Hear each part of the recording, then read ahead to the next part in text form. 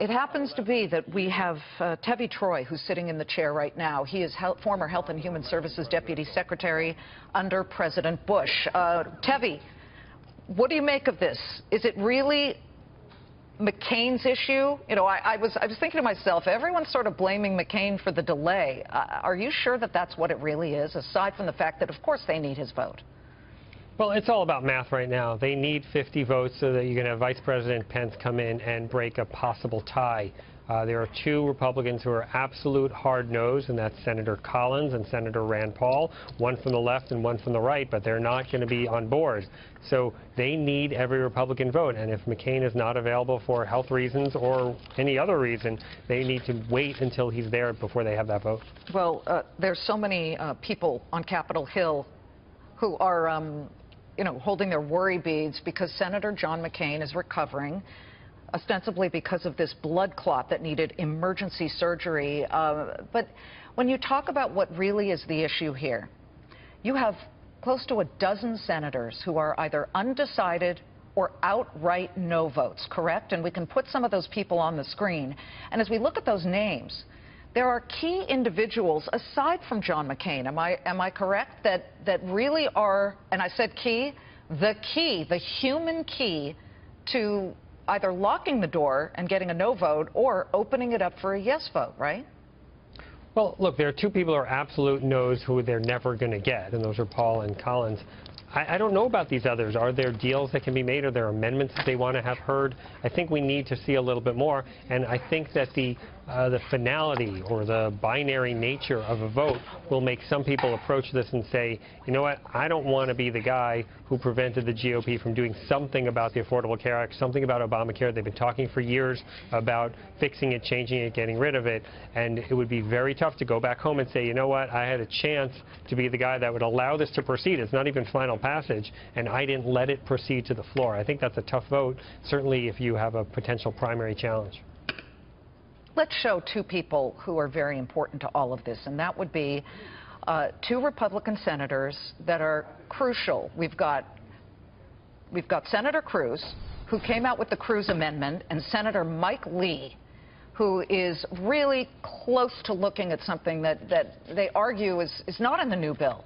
Okay? And that they're upset for a reason, because they feel that it doesn't go far enough. And then you have the two who feel it goes too far, and that would be Senator Dean Heller of Nevada and Senator Susan Collins.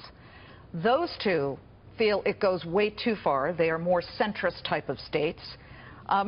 Which team here is more powerful? Well, I mean, Senator Collins, in a way, has the least power because she's not in the equation anymore. They know she's not going to vote for it. So I think if you have two senators on one side and one senator that's wavering, you go where the two are. But it's a very narrow path to walk. And this is really not a conversation about policy anymore. It's really about politics. What is the mix of things you can do, that you can put together that's going to get you to those 50 senators who will say yes on the motion to proceed, and then you can have Vice President Pence go forward, break the tie, and then you can have a conversation, you can have potential amendments.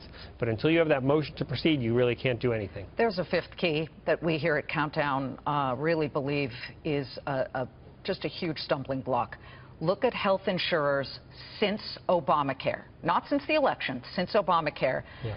United Health Group up 462%, Anthem up 202%, Aetna up 343%. I mean, it just goes on. Humana up 385%. The insurance companies are not happy at all with the Cruz Amendment. What really annoys me about all of this is they were unhappy with Obamacare. They're all upset about all kinds of different things. And by the way, on our screen right now, we have President Trump, who, is very concerned about all that's going on, but it's not his to put forth. The Cruz proposal would allow insurers to offer sort of skinny bundles that cost less for healthier folks, called the Freedom Option. But after a letter was sent by the big insurer lobbyists that said, we don't like the Cruz Amendment, I think the fifth key here that is the huge stumbling block are the insurers. They're not happy unless they have total freedom to charge people as much as they want with no restrictions. So they hate Obamacare, they hate the Cruz Amendment, they don't like anything that reins them in. What do you say about that? Well, I mean, they may say they hate the Affordable Care Act, but they certainly have seen their stock values rise considerably. And part of the reason of the concern back in the day when the Affordable Care Act was passed is that the rhetoric was demonizing the insurance companies, making them out to be the bad guy. And so there's a perception that whatever passes will negatively influence or negatively impact the insurers. They're never negatively impacted, Tevi. You see that under Obamacare they made tons of money. No, I mean, you can go all the way back. They always make money. Well, I mean, but that is an interesting distinction between government and private sector entities. Private sector entities are designed to make money. They are trying to find a way to make a profit. Government obviously doesn't do that, and that's why you see things cost more in government, less efficiency in government. And so I think that's a recurring problem that we have in our system. Yeah, and the government can write all these rules and say, let's constrain or cabin the insurance companies this way, and the insurance companies will say, well, here's a door to the cabin, or here's a window to the cabin, we're going to go out through here. And that's what the private sector does. The private sector finds a way, even though government tries to constrain it.